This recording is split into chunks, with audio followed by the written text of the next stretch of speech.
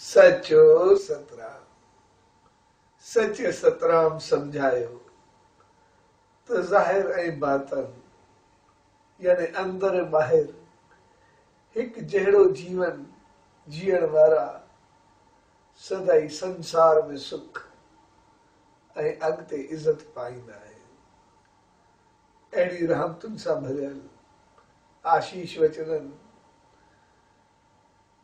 जी बरसात वसाईंदड़ शहनशाह सतगुरु साईं सतरामदास साहिब जन जे 148 साला जन्म महोत्सव ऐं ॾियारी जे शुभ त्योहार जे मौक़े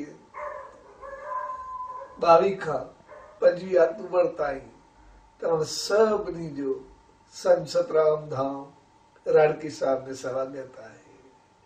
सचो सतराम, सचो सतराम, सचो सतराम।